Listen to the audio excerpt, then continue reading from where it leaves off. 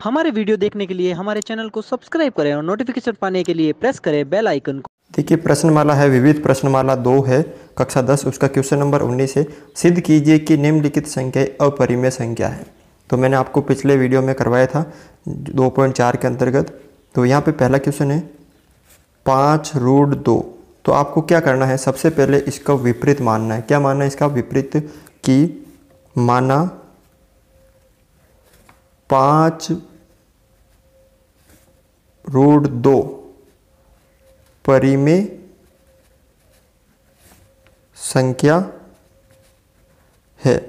इसको मैंने माना कि ये एक परिमेय संख्या है। अब इसको मैंने परिमेय संख्या मान ली तो देखो 5√2 ये परिमेय संख्या है, तो ये P/Q के रूप में लिख सकते हैं। तो जहाँ P तथा Q सह अभाज्य पूर्णांक है, ठीक है, और Q का मान क्या नहीं है, 0 नहीं है। अब √2 मेरे को इधर रखना है, बाकी के इधर भेजना है। तो √2 इधर रखूंगा, 5 इधर गुणा में, तो इधर किस में आ जाएगा, भाग में आ जाएगा, यानी 5Q हो जाएगा। अब ये हो गया। अतः यहाँ पे चूंकि A, यहाँ पे P, Q और 5 सभी पूर्णांक है। क्या यहाँ पे पूर्णांक है? P और Q को तो हमने P Q परिमेय संख्या में पूर्णांक होते हैं, और 5 भी एक पूर्णांक है। अतः ये पूर्णांक है, तो इसका मतलब ये जो पूरी संख्या है P/5Q एक परिमेय संख्या है। ये पूर्णांक है, इसका मतलब ये क्या है, परिमेय संख्या है। इसलिए √2 भी एक परिमेय संख्या है। अगर ये संख्या है यानी ये संख्या है, तो इसका मतलब ये बराबर है। ये परिमेय तो ये भी परिमेय होगी, क्योंकि बराबर के अंतर्गत है। तो √2 भी क्या है, एक परिमेय संख्या होगी, ठीक है। जो इसके आगे लिख दो कि विरोधाभासी कथन है। क्यों है विरोधाभासी कथन? क्योंकि हम जानते हैं कि √2 एक अपरिमेय संख्या होती है। √2 एक अपरिमेय संख्या होती है। अतः जो हमने कल्पना की थी, हमने क्या कल्पना थी कि ये जो है 5√2 एक परिमेय संख्या है। ये गलत है। ये कल्पना क्या है, गलत है। ये परिमेय संख्या नहीं है, ये अपरिमेय संख्या। अतः 5√2 एक परिमेय संख्या है। दूसरा देखिए यहाँ पे 2/√7। तो इसको क्या करना, वही आपको मानना। 2/√7 एक परिमेय संख्या है। अब ये परिमेय संख्या है, तो 2/√7 को हम क्या लिख सकते हैं, P/Q के रूप में। क्या लिख सकते हैं, P/Q के रूप में लिख सकते हैं, ठीक है। तो इसका मतलब P/Q के रूप में लिख सकते हैं। तो जहां P तथा Q सह अभाज्य पूर्णांक है, ठीक है, और जहां Q का मान क्या नहीं है, 0 नहीं है। अब हमें सिर्फ √7 रखना है, तो बाकी को उधर भेजेंगे। तो 1/√7, तो 2 इधर गुणा में ऊपर, तो नीचे ऊपर है तो इधर नीचे आ जाएगा। तो P/2Q। अब यहाँ पे देखिए P, Q और 2 सभी क्या, यहाँ पे सभी पूर्णांक है। यहाँ पे क्या है, सभी पूर्णांक है। यानी चूंकि पी क्यू दो सभी पूर्णांक है, ये सारे पूर्णांक है, इसका मतलब ये क्या हो गई, परिमेय संख्या हो गई, जिसमें पूर्णांक वो परिमेय संख्या। अतः P/2Q एक परिमेय संख्या है। ये परिमेय संख्या, अगर ये परिमेय संख्या तो ये भी क्या होगी, परिमेय संख्या। तो इसलिए 1/√7 भी एक परिमेय संख्या होगी। ये परिमेय संख्या है क्योंकि हमने यहाँ बता दिया कि ये परिमेय संख्या, तो इसके बराबर में ये है, ये परिमेय तो ये भी परिमेय होगी, जो कि विरोधाभासी कथन है। क्यों कथन है? क्योंकि हम जानते हैं कि 1/√7 एक अपरिमेय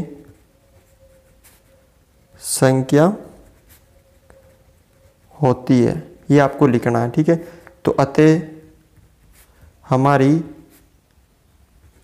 जो कल्पना की थी हमने कि 2√7, ये वाली कल्पना 2/√7 एक परिमेय संख्या है, ये कल्पना क्या है, गलत है। अतः 2/√7 एक, अब ये परिमेय संख्या नहीं है तो क्या होगी, ये अपरिमेय संख्या है। अगला देखिए यहाँ पे 3/2√5, इसको भी आपको मानना है। तो मानना 3/2√5 एक परिमेय संख्या है। ये एक परिमेय संख्या है। अब ये एक परिमेय संख्या है तो 3/2√5 इसको हम किसके बराबर लिख सकते हैं, P/Q के बराबर, जहां P तथा Q सह अभाज्य पूर्णांक है, जहां Q का मान क्या नहीं होना चाहिए, 0 के बराबर नहीं होना चाहिए। तो हमें सिर्फ √5 रखना है, बाकी के सारे उधर भेजना है। तो 3, अभी देखो 3 इधर है, √5 है, तो 2 इधर गुणा में है, तो उधर किस में, इधर नीचे है तो उधर ऊपर चले जाएंगे, इधर नीचे तो ऊपर, और ये 3 इधर ऊपर है तो इधर नीचे, यहाँ पे 1 बचा और ये ऊपर है तो इधर नीचे। तो इनको अब आप क्या कर लो, गुणा कर लो। 1/√5 बराबर 2P/3Q, 2P/3Q। अब यहाँ पे देखिए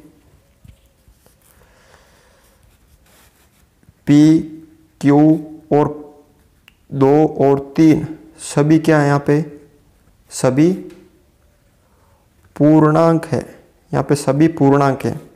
तो अब ये सभी पूर्णांक है तो इसका मतलब अतः जो ये परिमेय संख्या है कौन सी, आपके यहाँ पर ये वाली 2P/3Q एक परिमेय संख्या है। अगर ये सभी पूर्णांक है इसका मतलब एक परिमेय संख्या है, परिमेय संख्या है।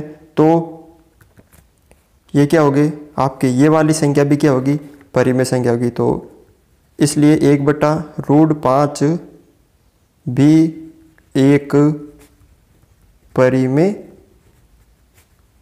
संख्या होगी। क्यों होगी, क्योंकि ये बराबर है इसके, तो ये परिमेय तो ये भी परिमेय होगी, जो कि विरोधाभासी